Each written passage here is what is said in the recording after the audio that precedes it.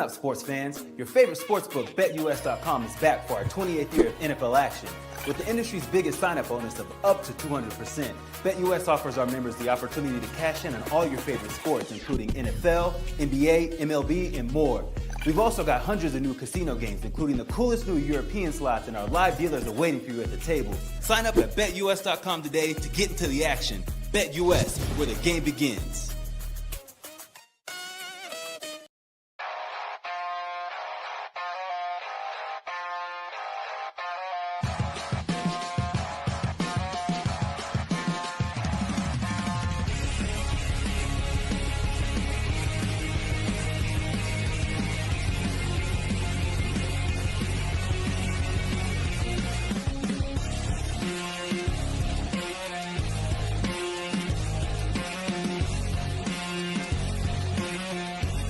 And now, broadcasting live from Las Vegas, the Snake Sports Talk Show with Jake Silva starts now.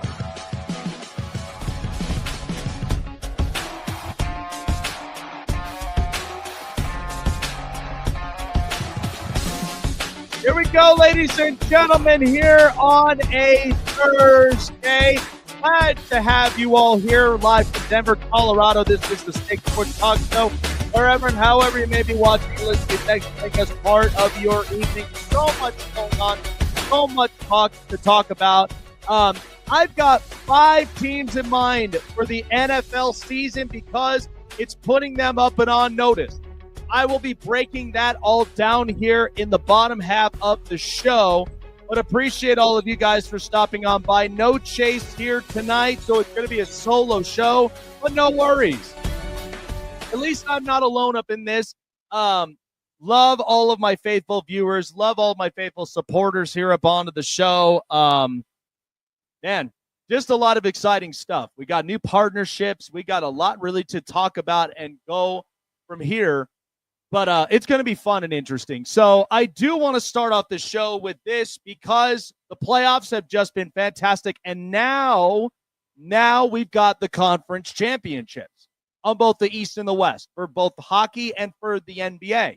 So the start of the NBA playoffs, as far as in the conference championships, have been tremendous. And at the same time, it's also kind of showing some truths from here. And so tonight, game 2 between the Timberwolves and the Oklahoma City Thunder. So game 1 that happened this week, you know, I had a lot really to kind of take in and just really kind of dissect it the best way possible because over this week, SGA ended up winning the MVP over Nikola Jokic. So a lot was said, and I'm going to talk about Denver as well because me living up here and in Denver, you got to talk about Denver sports. You got to talk about the truth behind the Denver Nuggets because there was a lot that said. Mike Malone ends up voicing off. And so we'll see what happened from there. But I'm happy for SGA. And the only reason of it is because if you go back 2 years ago with that trade between the LA Clippers and the Oklahoma City Thunder, because that's what got Paul George to the Clippers. It got him to pair up with Kawhi Leonard. So the Clippers knew that they were getting at least, a bright star. He wasn't quite there to show for it at first because, well, what do we expect? He's a young kid, got a lot of potential. But once he got to OKC in that trade, this is probably by far the best build I think I've ever seen. And we know about Oklahoma City Thunder, where years ago, it was a moving franchise from Seattle to OKC. People thought OKC, like basketball, was this ever going to work? Well, Kevin Durant, Russell Westbrook, James Harden, multiple players made up for what OKC is now strengthening and building today. So to me, SGA is by far like the growth, like the potential all paid off. And he's now the MVP. And over Nikola Jokic, which to be honest with you, Nikola Jokic is still a great player, the great international star. But sometimes his MVPs it's a great accolade when it's your personal accolade when you're trying to make Hall of Fame numbers and such. Okay, it is a very great accolade to have, but from the last few years in the NBA, it seemed like it's been nothing but, a popularity contest. But I felt like this year it was well-deserved for SGA because of everything that he's been able to do for OKC since building up to this potential now and taking game one in the Western Conference Final against the Minnesota Timberwolves. They had no answer. They had no answer whatsoever in game one. And I think a lot of that just becomes growth. And you look at it from Chet Holmgren and you pair it up with Alex Caruso, there's nothing you would love to see more than just some of those teams. And this was part of the reason why Adam Silver barked about parity in the NBA, is because you'll get a lot of these markets like OKC and Indiana and Minnesota, and hell, you could even sprinkle a little bit of the New York Knicks. We know they're big money market New York, but when was the last time the Knicks were ever relevant? So SGA deserved it. He deserved the MVP. And I mean, Jokic has won multiple MVPs. Why would he need another one? Because I'll talk a little bit more about that on the back half, but the point is that SGA, seeing from his growth build, seeing from what he's been able to do on the floor, is one that doesn't go unsaid. It doesn't. And at the same time, you are a number one seed in the Western Conference, a young building team, and I think that's exactly what they're trending towards. So to me, SGA has really good ball handling skills. The other thing is he'll give you the shots, he'll give you the buckets, and give you the minutes. And ultimately, when they start off hot, they're going to continue that and then control the time. And that's what OKC is. And I thought Minnesota was going to come out physically, but I was wrong about it. But it's not to say it changes my prediction of the series. But if OKC comes out of that series winning it and going to the finals, it's all a part of SGA. I know most people would not want to believe it, but he has done everything with this organization and helping to be a part of the young growth spurt here, the young growing build that OKC has been able to really turn the leaf on since KD, since Russell Westbrook, since Kendrick Perkins, since multiple other players, and now it's a new identity, and I'm all for it. Congrats to SGA, MVP, and taking game one in the Western Conference Final. I'm all for it. I love what I saw from the Thunder in the first game. All right, so the NHL playoffs has been, fantastic. Now we're in the conference finals. To me, I look at this series between Edmonton and Dallas, and a lot of this writing on the wall is Pete DeBoer has got to do it. He's got to do the job. So last night, they took game one in Dallas in high-regarded fashion. Not surprised. But this goes to show you, and I think a lot of this too is because, even here living in Colorado, I hear it all over on Denver radio networks. And to me, I'm just like, man, does any of these guys ever take a chill pill? Don't any of them? Because it seems like the world is flat. It seems like the world is just crashing down. The Dow Jones literally never recovered from itself. That's what it feels like. Thank God for the Denver Broncos. And it just kind of goes to show you, I thought it was interesting because lots of these Denver radio guys, they were all talking about and going back to the Mikko Rantanen trade. Well, the good news is, because of that trade, you got Martin Nitschus.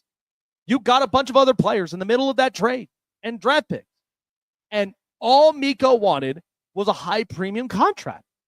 He wasn't going to get that in Colorado. They were already paying Nathan McKinnon. Why would you want to end up paying a second guy so that it'll put you more in debt? Chris McFarland's not about that. And at the same time, and I've told everybody this, and you guys are not seeing it now, but you are eventually going to see it with Mikko Rantanen. Okay? Very high quality scorer. Okay? He can move around, also move around the puck, and he could also set up in spots that he could score in. But after that, when the puck is now on his backside and he has to defend, especially when you got defenders and you've got your goaltender who's having to stop everything in sight, watch how quickly you fold. It was part of the reason why the Colorado did not want to pay him the premium contract, because Nathan MacKinnon is not only a great goal scorer, he's not only a guy that literally could just do everything, skate fast, closest thing to, Connor McDavid in that regard, but I do believe Connor McDavid is arguably the best hockey player I've watched since Wayne Gretzky. But let's put it into context here. Okay, the thing about MacKinnon's a leader. And MacKinnon is the reason why everybody thrives around him.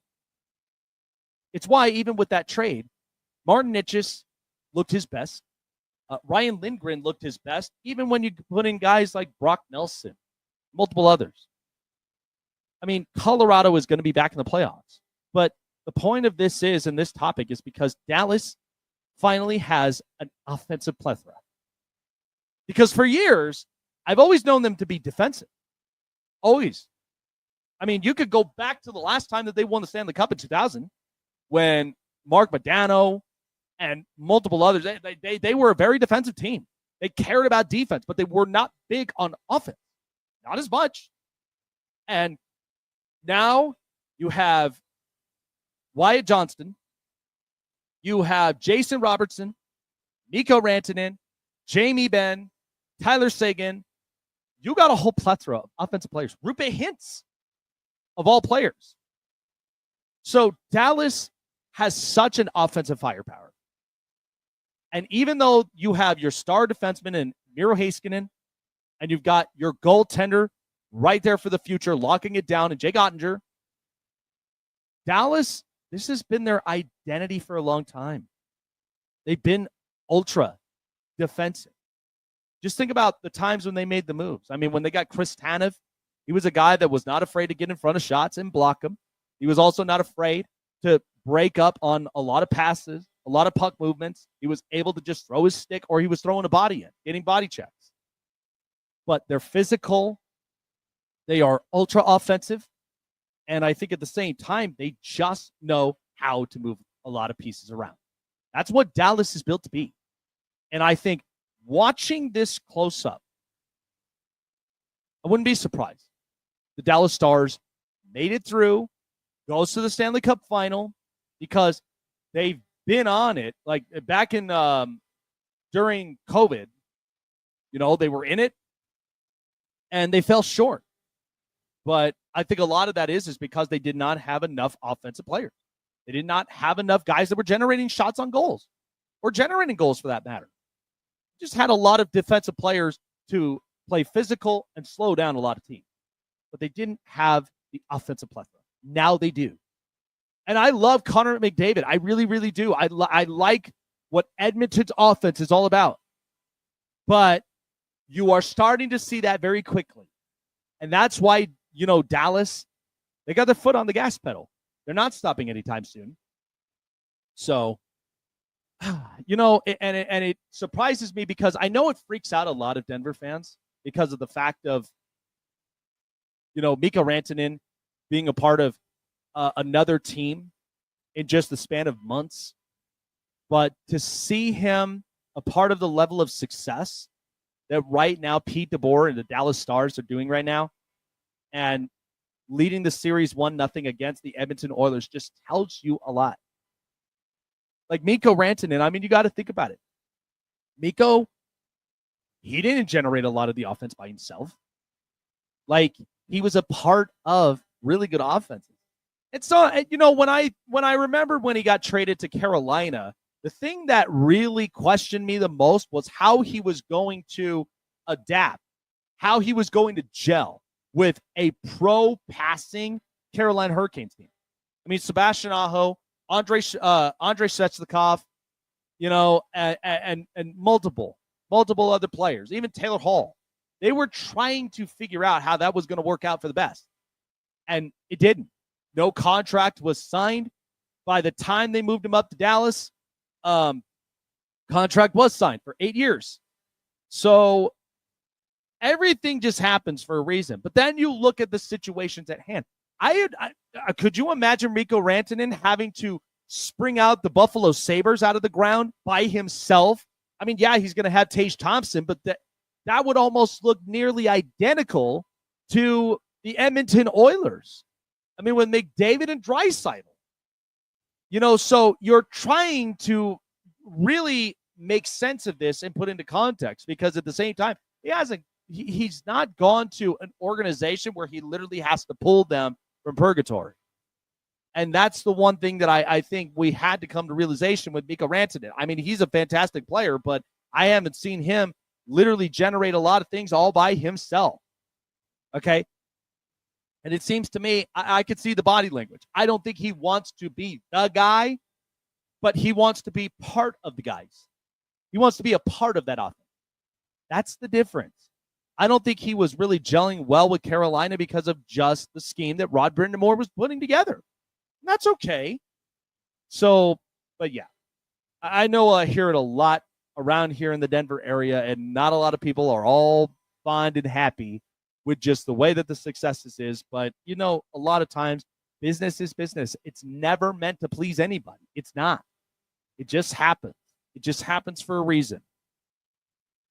Good stuff. We got a lot of really good stuff to talk about here up onto the show. Talking a little bit more about playoffs, but coming up next, I just think it was really interesting. Mike Malone sounds off. And I just think this is interesting, in my opinion. And this you would never expect from a coach who got fired,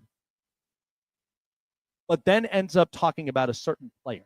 And a player you really would not want him out, badmouth. Talk about that here later on the show. And also, really, I've got 5 teams that are put on notice, okay? They all got the notice, they got the eviction notice, the paper, not like in that regard, but they got the notice on the front of their doors. So just expect the 5 teams that have got to win this year. It's not a Super Bowl, but you got to have a winning season this year, because then the gavel, the axe, whatever you prefer, they are going to be handed. And you'll be surprised at the teams that I have up there. Well, folks, since 1953,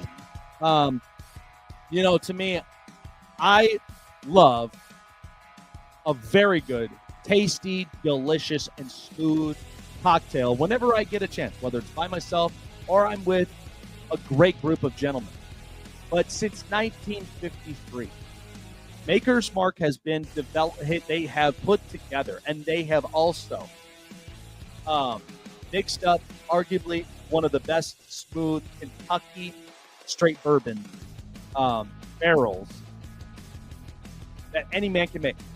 I mean, there's many of them up out there, but what makes Maker's Mark so special is because just art, dedication, and the critique of what it means to be the best of the best and to be smooth and enjoyable the minute that it's poured into your glass. And there you go. Got one of our fans. Love it. They're going to get themselves a bottle. But check out Maker's Mark for yourself. Because to me, what I love about this is the fact of having a partnership now with Maker's Mark just tells you I'm leaving the mark in, I think, arguably one of the most smoothest Kentucky straight bourbons. I love enjoying it. Love enjoying a nice cold cocktail beverage that I could just sit down and enjoy, whether I'm eating dinner or, maybe I might have a stogie or so, whatever it may be. Whatever your mark is, leave your mark with a bottle of famous Maker's Mark. Available in all stores. 21 and up, please enjoy the spot. Want to find your seat for the event of your choice but can't get one that fits your desire or your budget? Well, my friends, SeatGeek has you covered. SeatGeek is the official sponsor of the Snake Sports Talk Show. With a list of over hundreds of events to choose from, SeatGeek will assure you that you won't miss your seat with the amazing view of your choice at the most affordable price. Whether it's looking for your best seat in the house of your favorite sports team, finding live concerts that get you closer to your favorite artist, or enjoying your spot at your favorite live shows, comedies, and more, SeatGeek has it all just for you.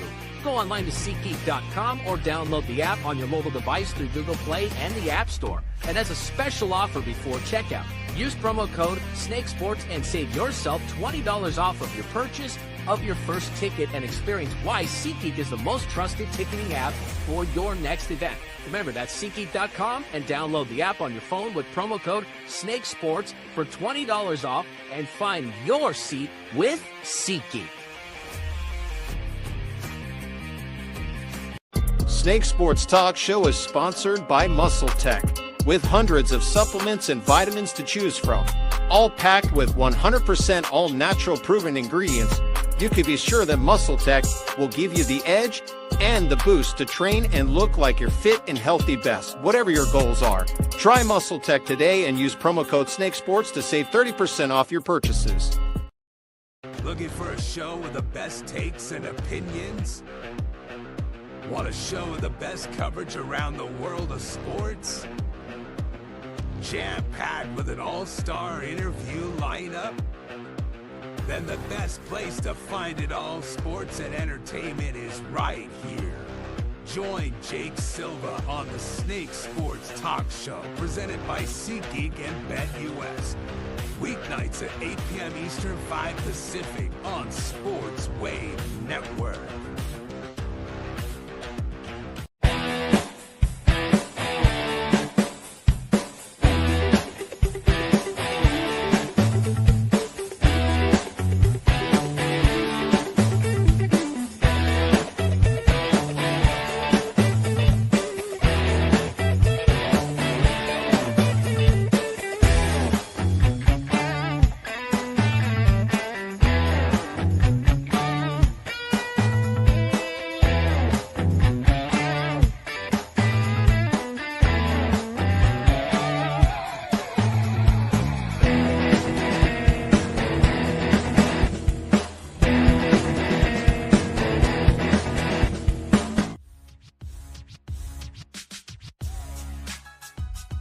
So with SGA winning the MVP, a certain voice ended up voicing out about the MVP race between SGA and Nikola Jokic, and that voice just so happens to be former Denver Nuggets head coach Mike Malone. So I thought this was interesting because in the end, Mike Malone, I mean, of course, there was going to be an explanation of what ended up really happening when there were certain disagreements and such, and it just happens. It really, really does. And I know a lot of people are like, this happens so subtly that nobody could even figure that out. So to me, when I think about this, I think, Mike Malone, obviously, he's a very smart coach, loves his veterans. He's going to obviously put together a very, very good scheme fit for any team that I'm sure that he'll get a job at. He's not going to go without a job. But I thought this was interesting because Mike Malone was talking about his former star player, Nikola Jokic, when he basically commented SGA showed why he's the MVP, and was it taking a shot at Nikola Jokic? It was a soundbite.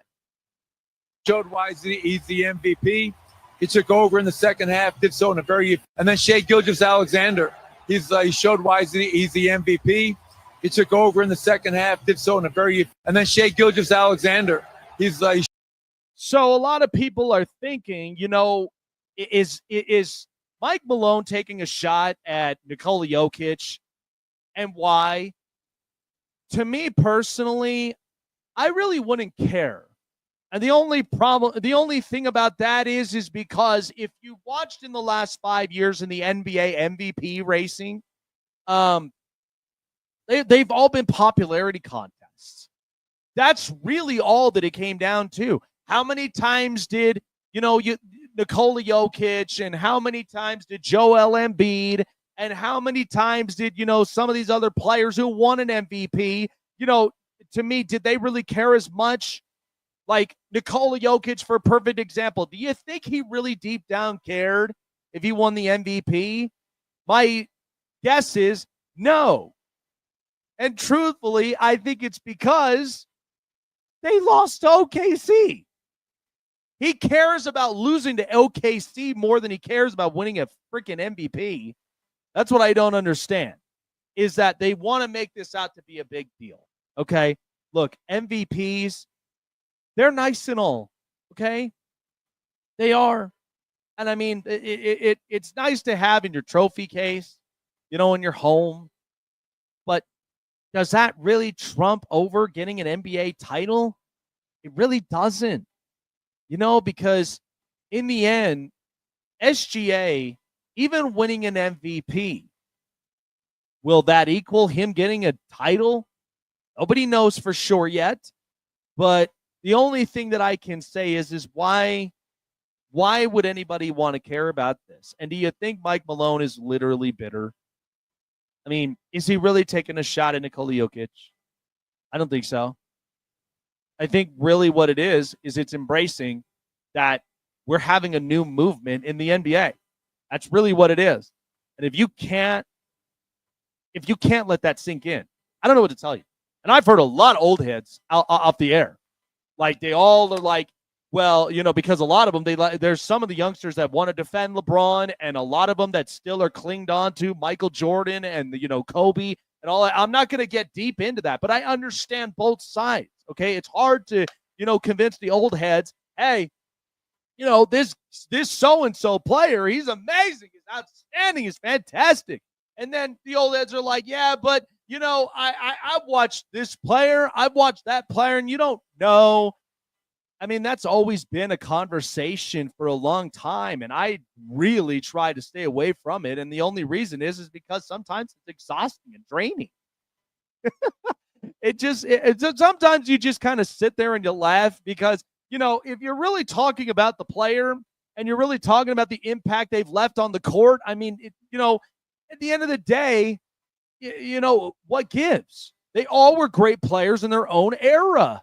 Okay. I remember watching the dog days of MJ and Kobe and multiple other players, even Shaq and so many. And even at the start, when LeBron James first arrived, the chosen one, they all called him. Okay. I remember watching through that and then watching all through. I'm 30 years old and I'm watching, I think it's unbelievable what Steph Curry's been able to do in Golden State. And now we've got all these youngsters and we're about to start another era again. Like, what gives?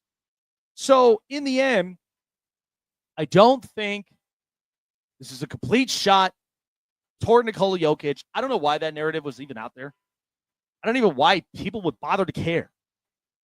Because David Adelman, he just got promoted to head coach. Okay. The interim coach who sat there learning from Mike Malone, he's now a head coach. And honestly, I don't even know a lick about him. I don't know what he's about. So the only thing you got to cross your fingers on if you're Denver is that he works out. Okay. Because once you're handed the head coaching keys, like when you're handed the keys to the Lambo, you better hope you don't crash it. Okay. That's all you got to do. And in the end, the good thing is that you have a vocal leader in Nikola Jokic. And Jokic doesn't care about the MVP. Like, he cares about, we just lost to OKC. We didn't strive for a title. All right. And you got Minnesota over there knocking on the door because they're physical. And Edwards, I mean, they didn't show physicality in game one. That looked pretty bad. It looked like a complete mismatch. And, Rudy Gobert, who's only had about a couple really good games throughout the playoffs, he was abysmal. 2 points in that many minutes? Like, it just tells you.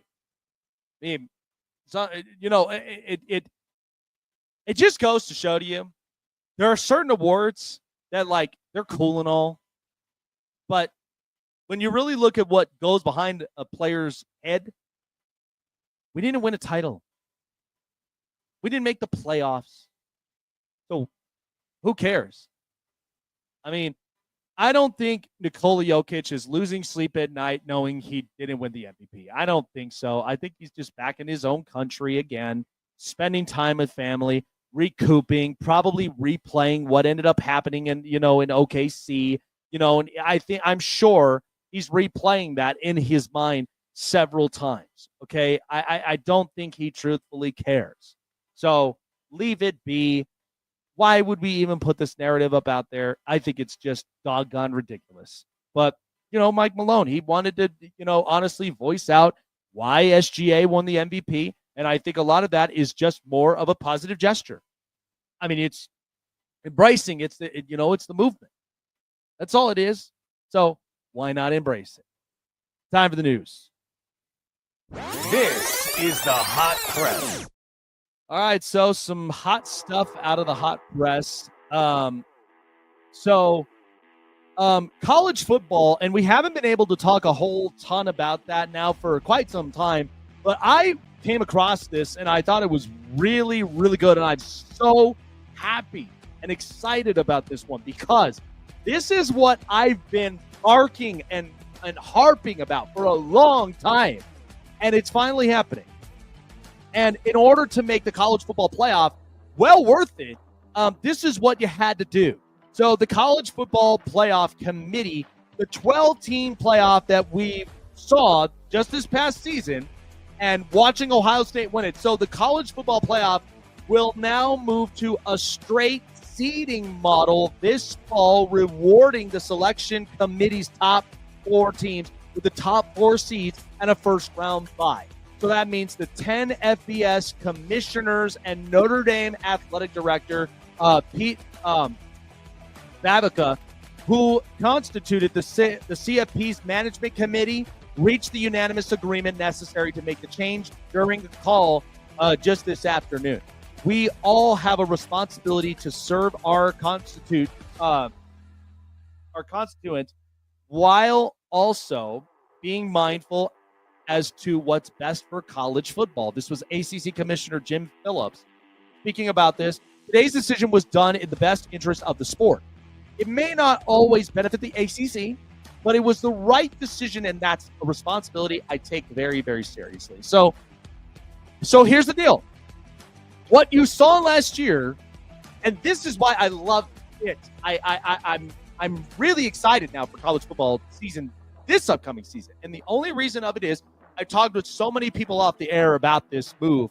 And what this does is now, instead of the conference bid that we got last year, because you won the Big Ten, you won the SEC, you won the Big 12, and then all of a sudden Boise State they get a conference bid? Like, do you really honestly sit there and believe that Boise State deserved to be in the top 4? No. I don't believe it. Neither did I believe Arizona State should have. But the way that this should have went about, if you go back to last year's, bracketeering, right? It should have been the top 4 teams, and who it should have been. I do believe Notre Dame should have been in the number 4, like in the top 4. Then there's Ohio State. You get Oregon and Georgia. And I would honestly, it's kind of crazy to me, but I think at that time you would have either put Tennessee or one of those other teams that were making it into the top 4, okay? And then the rest of them are going to be the teams that get the invite to the gala. This is why I've been talking about this several times, because the teams that it should have been in the lower seeds, because they're working their way to prove they actually belong in the college football playoff, is Boise State, Arizona State, SMU, Indiana, and I also do. Honestly, that was the other 4 team. I should have just put them up and in there, but Penn State should have. So I'm glad they made the adjustment, because now college football is there. There is no more excuses on the table anymore for college football fans. You cannot start bragging and feeling bitter about this. This is exactly what I've been screaming about several times, is that get rid of these conference bids. It doesn't matter, because even if you win your conference, I mean, the ones that you're not going to trump over is clear. You're not trumping over the SEC or the Big Ten. I mean, hell, you've got the Big 12, and then you got the ACC. All those group of 5, programs and those conferences, I mean, it's not going to matter. So, to me, I'm glad, because it's the top 4 teams who deserve to be the first round buys. Period. End of story. They should be the first round buys. Top 4 teams. And then the rest, it's going to be the teams working from the ground up. That's the way that it should be. That's the way that it was designed to be. So none of this conference bid crap.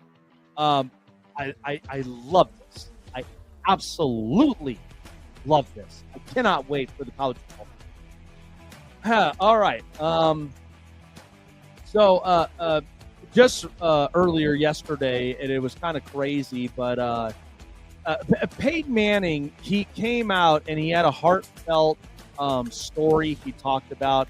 So just recently, the late Jim Irsay, the owner of the Indianapolis Colts, has unfortunately passed away yesterday. And I know a lot of people thought, interestingly about Jim Irsay, but Peyton Manning, he had a heartfelt story that he was sharing about the late owner, and here was what he had to say about the relationship in his tenure in Indianapolis with Jim Irsay. Can you just speak to the relationship that he built with the players? Yeah, I mean, I would argue that Jim Irsay loved the Colts more than any other owner loved their team. I know that's a great debate, but he grew up in Baltimore, right? He was a ball boy when Johnny Unitas was playing, and was a scout, was a general manager. Obviously, was there when his dad moved the team in the middle of the night. So he grew up not just wanting to be a part of an NFL team, wanting to be a part of the Colts. And in fact, in 1997, he becomes the owner of the Colts the year before they draft me. He just had a real passion for it. And like I said, he loved everything about it, and the players loved him. He was the kind of guy you wanted to play hard for, that you wanted to win for. Yeah. I mean, it is sad knowing that, because Jim Irsay, I mean, in 97, because you got to think about it. I mean, this was at a time where right past the Johnny Unitas years, the Colts, they were moving from Baltimore to Indianapolis, okay, a town in Indiana, okay, and I'm not going to throw any shade, but, Indianapolis, there really was not much other than the Indianapolis 500 you watched every year, and then you go down up in the South End and, you watch Notre Dame football. So, to me, the Colts, once they moved to Indianapolis, it was changing the trajectory of the culture. And so when Jim Irsay took over as the owner and CEO in 1997, it was a year before they drafted Peyton Manning. They got the number 1 overall pick. They drafted the kid from Tennessee. It changed a lot. It wasn't perfect, because you got to think Peyton Manning was coming from a time when he had Jim Moore as a coach. And then eventually when he got Tony Dungy, they had to fix the offense. They had to fix the defense. This team eventually got a title in 2000. I remember it clear as day against the Chicago Bears, and it was a prime time to be alive as a Colts. It really, really was. And then the fact that they've been to not 1 but 2, and the Colts were such a well-respected organization. But I think in terms of this, since Peyton and Andrew Luck, once they both left, it's been hard finding a franchise quarterback. And this is why, too, I'll get to it in a second. But, the Colts, they've been a very proud organization. And I think a lot of that is Jim Irsay. I mean, Jim Irsay, he does a lot of things. He's very passionate. Like Peyton said, he was a ball boy when Johnny Unitas was playing in Baltimore. So he absolutely had such a heartfelt love for the Colts, whether they were in Baltimore or in Indianapolis. So it was sad news, but I think, it's interesting. I mean, the Bears, they went through a time like this when the late Virginia McCaskey, who was 105 years old, passes. And now, is this going to turn a leaf for the Chicago Bears? Could there be a leaf turn for the Indianapolis Colts, especially with the Texans and C.J. Stroud, the Titans getting, Cam Ward, and then you got Jacksonville with Trevor Lawrence and the new head coach. Could this possibly be, something that the Colts, will they turn their season around? It'll be interesting, but rest in peace to the late, great Jim Irsay. We'll miss you very much. Final piece of news, and right now, like I said, coming here, I was at the game not too long ago. Actually, this week, I was at the game for the Colorado Rockies, and this is just absolutely horrifying. Nobody ever wants to see this. So, Ranger Suarez of the Philadelphia Phillies in the 7th inning outdueled German Marquez to beat the Colorado Rockies just today to sweep a 4-game series, and now Colorado falls to 8-42, the worst 50-game start in Major League Baseball's modern era since 1901. And before that, you'd have to go back to, and this is what's crazy, but back to 1895. I was not alive then, where the Louisville Colonel were 7-43 to find a worse start. You got to go all the way back. The Rockies are now 5-20 at home and are in pace to lose 136 games this season, which would pass the 1899 Cleveland Spiders, who were 20-134 for the most losses by an MLB team. By contrast, the Chicago White Sox set the modern era record for most losses with 121 last season.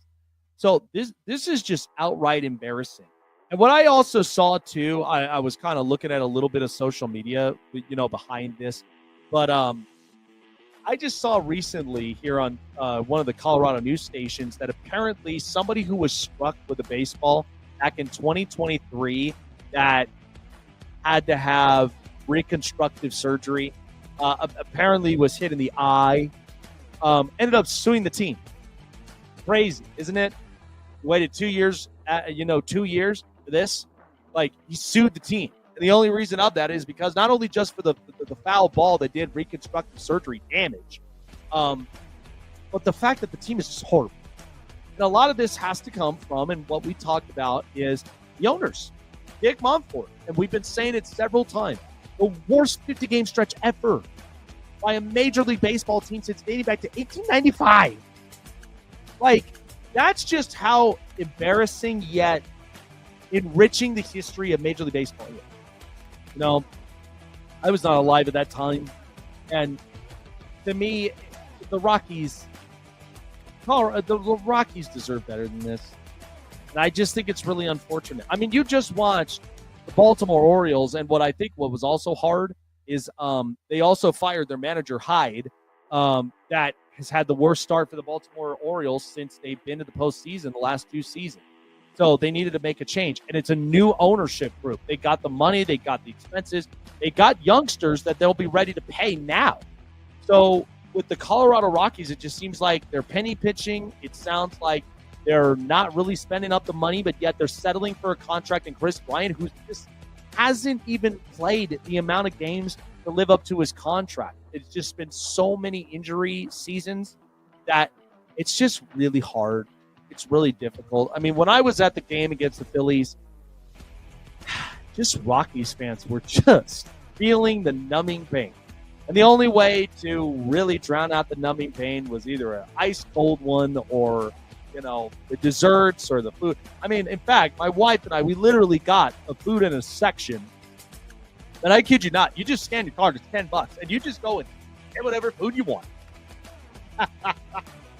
So, I just thought it was just insanity. Like, this is the way you bring – is this really the way you bring your fan base to a ball game of a team that sucks? Hey, I don't know. Horrible. Absolutely horrible. Well, that's all the news that I got here tonight. This is the Hot Press. So, going about, and I was talking about this earlier. So there are 5 teams that come to mind that it's important seasons for all of them in the NFL. Because especially with the schedule releases out now, we did the division predictions and the playoff pictures with Chase and I last week, and it was kind of surprising on both ends. And like I said, I felt like the New England Patriots are going to be a playoff team before the Pittsburgh Steelers. I just think when you look at not only roster construction, but you look at the front office build, you look at the head coach, you look at a lot of just the play schemes of coordinators and staffs, you really have to question whether or not this is going to be the season that they'll make it right. Okay, they'll try to make it right. So 5 teams that really come to mind that they got to win this season. They got to get into the playoffs. So, and a lot of them is because there's been drop-offs. So, to me, the 5 teams that I can think of right now on the top of my head. Number 1 is the San Francisco 49ers. You just paid Brock Purdy upwards of $53 million per year and $181 million guaranteed for $265 in a span of 5 years. And you believe Brock Purdy is the be-all, end-all. He's your franchise quarterback. Well, you also extended George Kittle and Fred Warner. It kind of seemed like you had to force your hand.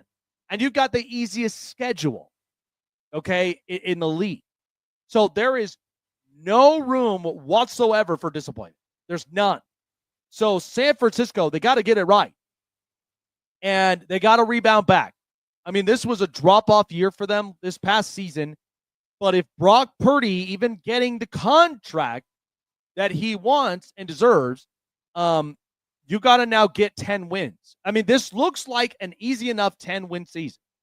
But there's going to be a lot on the table. You don't know what Brandon Ayuk's going to look like. You traded away Deebo Samuel, so now that means Ricky Pearsall and Juwan Jennings, they now have to have very good seasons. And then not to mention, you lost over 13 players to free agency. You had to bring back Robert Saleh to be the defensive coordinator because you realized, like, Saleh is the only person that could literally turn these types of players, right, the fourth and fifth stringers into first-string players, okay, because of the way that you lost a lot of those players.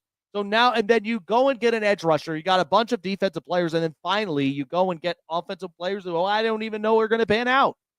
And I kept saying this, that they should have drafted Shedeur because at least you've got a quarterback, you got an ace in the hole, that if this doesn't work out with Brock Purdy, and you realized that last year with the Dallas Cowboys, I mean, that was their time to shine. And San Francisco kind of got hit with reality because of injuries, inconsistencies, and they just were not playing their best. So now you get McCaffrey back. You got Brandon Ayuk back. You paid Brock Purdy. Who knows if this is honestly going to end up meshing, and is it honestly going to get them a winning season to go to the playoffs? So that's one team in mind. The second team is the Jacksonville Jaguars. They got to get into the playoffs this year. And the reason of this is because it is all trying to prove, what is Trevor Lawrence? Is Trevor Lawrence the guy, or is he a bit overrated? Because that's where Liam Cohen really has to get this right for Jacksonville. You traded away a first-round pick for next year to Cleveland just so you got Travis Hunter. You wanted a home run swing already after you are a brand new staff, a brand new coach. What are you doing? So that's the part that obviously boggles my mind. I can't even begin to tell you how many Jags fans I've come across, off the air that have just been on cloud 9. It's really interesting. But the thing is that I know Jacksonville, okay? Shad Khan, the Khan family, they're so, it's weird. It is weird how they kind of run a lot of their operation, because you give away a first-round draft pick. You don't take necessarily the impactful player, at least the best athlete available. Okay. Okay, so you get Travis Hunter. But you have 2 receivers. Did you forget about that? You got Brian Thomas and you got Travis Hunter. Who else you got on that depth chart? Anybody? I mean, you got rid of Evan Ingram, your tight end. He's now in Denver. And who knows if your defense is honestly going to be much better with that secondary just being horrendous. I mean, I don't want to hear about Josh Hines, Allen. I don't want to hear about Trayvon Walker. I mean, get your defense right. So that's a team that we know that's got to win. I think the other team that's put up on notice is the New York Giants, because they go and they get Abdul Carter and they trade up to go and get Jackson Dart. They have got to make the playoffs this year, because a lot of this is Joe Shane is fighting for his job. I don't think he's honestly going to get it. I don't think they're going to retain him. I think he's honestly, it's more important for Brian Daboll. And the only reason of that is because we've seen him work with Josh Allen on his mistakes. And Jackson Dart, when I watched him in Ole Miss, I mean, highly talented, but you got to clean up the mistakes. And that's exactly why people were freaking out that, Jackson Dart goes before Shedeur Sanders. But besides the whole, raw thing, Jackson Dart is talented. He just has to clean up the mistakes. That's all he's got to do. And if he could do that, because again, people harp so much about, well, he didn't win in college. Who cares? Okay, Patrick Mahomes didn't win in college. Josh Allen didn't win in college. Lamar Jackson didn't win in college. Hell, Justin Herbert didn't even win in college. And you're watching the guys who won in college, like Trevor Lawrence. What are we to say to that? He's got 1 playoff win. So what? It never always translates the same way when you come into the NFL. It never does. Okay, that's just the way it is.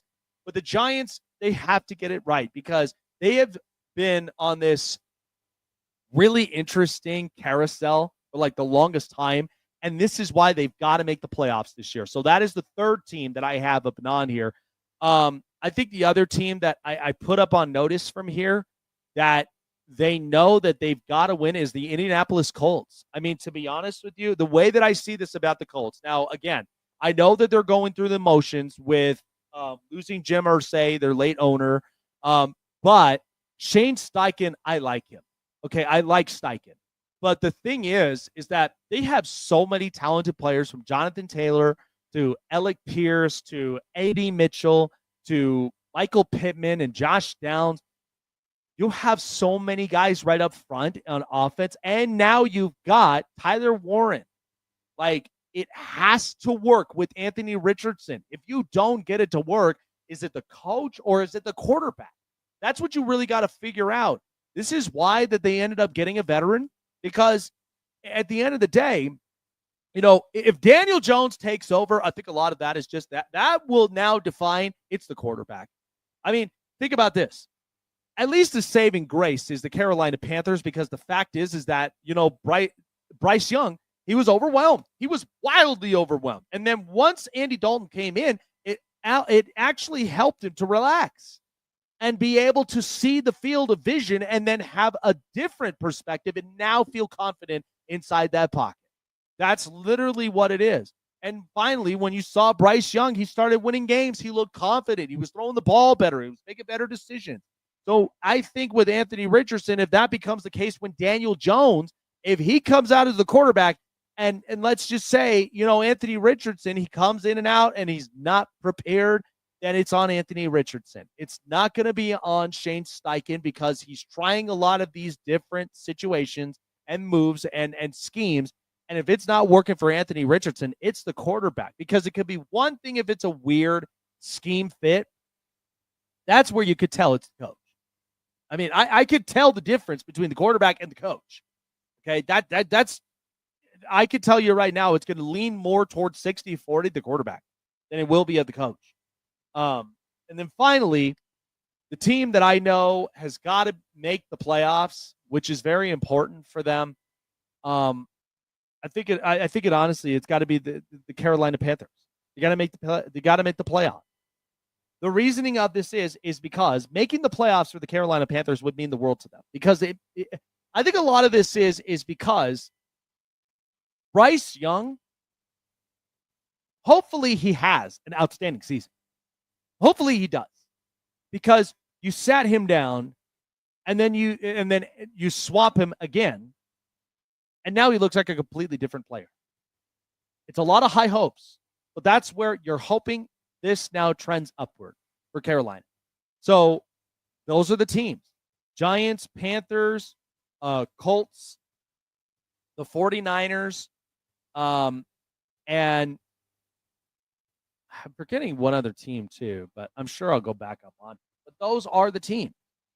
Those are the teams to make the playoffs. Like, those are the teams that have to make the playoffs, because if they don't, there's going to be some changes involved. It's either going to be quarterback change, it's going to be head coach change, it's going to be front office change, it's going to be one of those. Oh, the Jaguars. And so it's got to be either one of those. Because, again, I think a lot of this is because now you brought in the new coach for the Jags, and I don't know. I mean, after that cringe-worthy, interview, I just hope they get it right. But the other thing of it is, too, is that you traded away a first-round pick to the Cleveland Browns, who now has 2.